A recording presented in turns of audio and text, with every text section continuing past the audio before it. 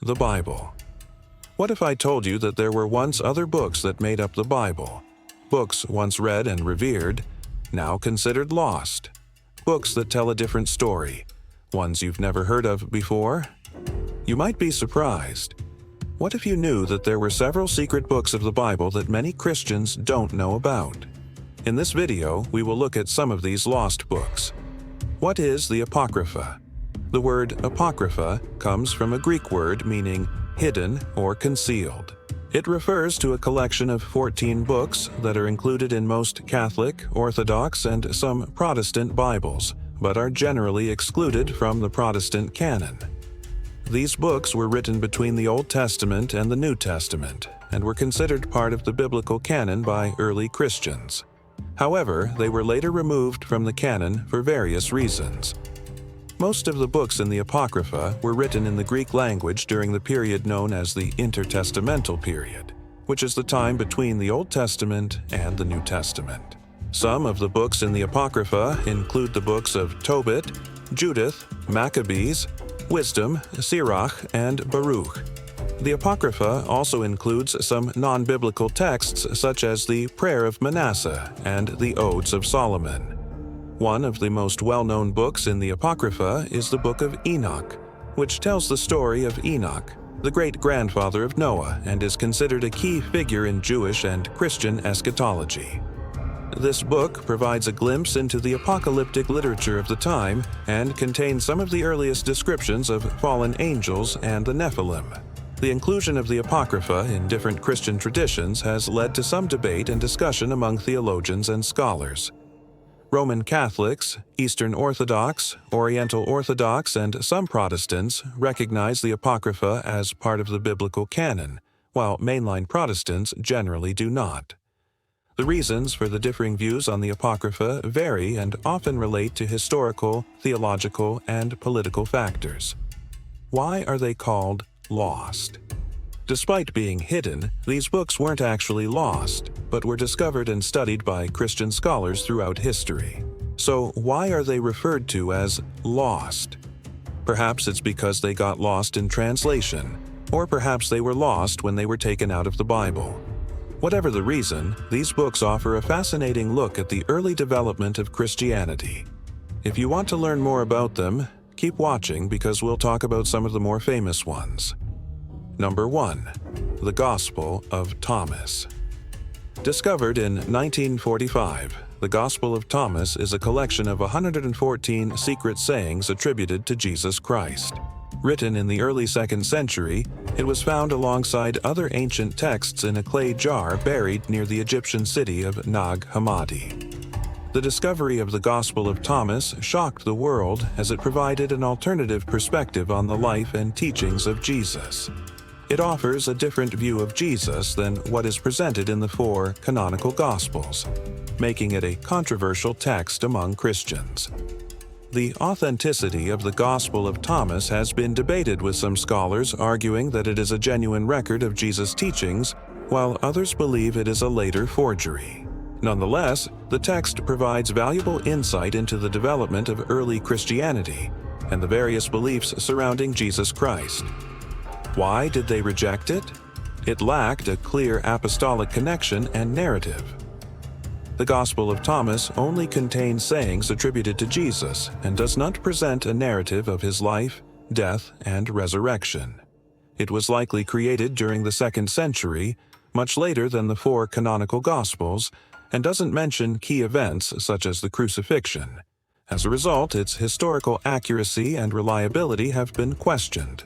Additionally, the Gospel fails to identify who wrote it or how the sayings were transmitted, which makes it difficult to establish its connection to the original apostles or their associates.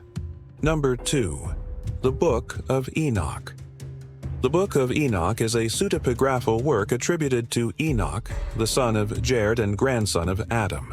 It was written in the 3rd century BC and was widely accepted as part of the biblical canon in the early church.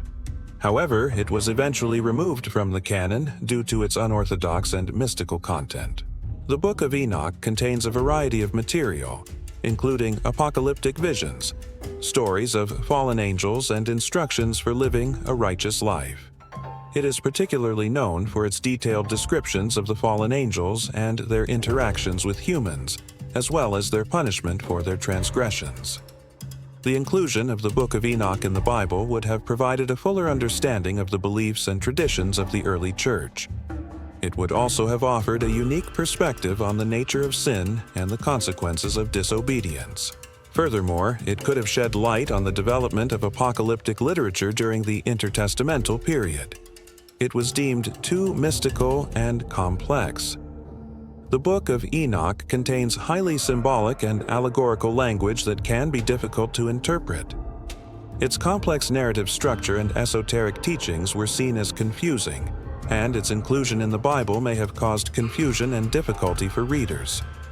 Additionally, the Book of Enoch contains material that was not in line with the rest of the biblical narrative. For example, its descriptions of fallen angels and their activities were not consistent with the traditional Christian understanding of angelology.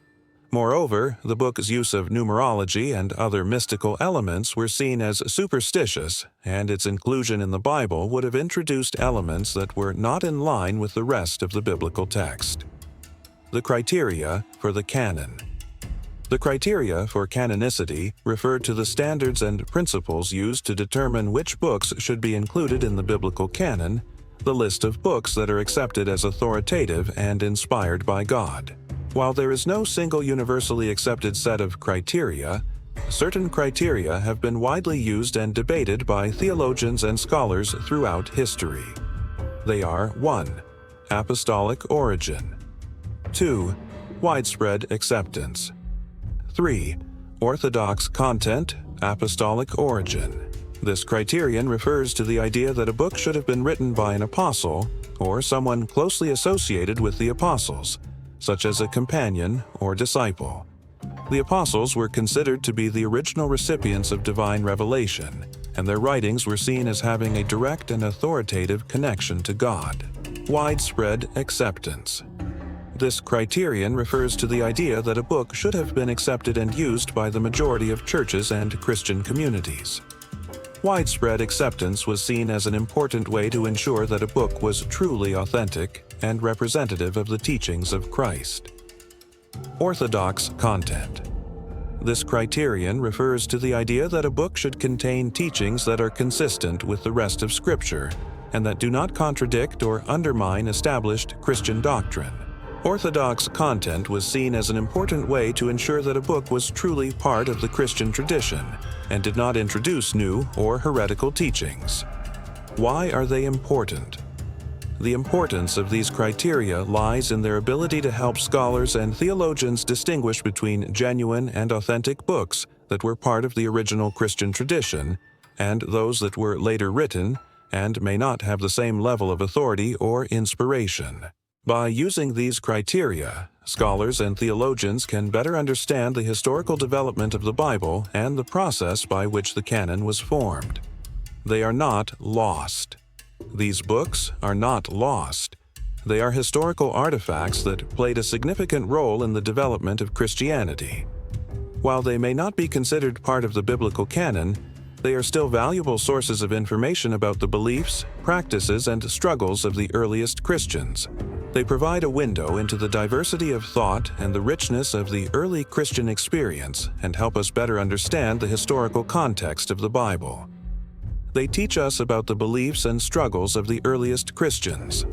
These books were written during a time when Christianity was still a small and persecuted religion. They reflect the beliefs and practices of the earliest Christians and provide insight into the challenges they faced. They also teach us about the development of Christian theology and the evolution of Christian thought over time. By studying these books, we can better understand the historical context of the Bible and the development of Christian tradition. We can also gain a deeper appreciation for the diversity of thought and the complexity of the early Christian experience. These books are not simply relics of a bygone era, but offer valuable insights into the history of Christianity and the development of biblical thought. So, what do you think? Were these lost books of the Bible ever relevant? Should they be read today? Let us know your thoughts in the comments below. We hope you enjoyed learning about some of the lost books of the Bible. If you want to learn more about topics like this, make sure to subscribe for more videos. And be sure to share this video with your friends. Thanks for watching.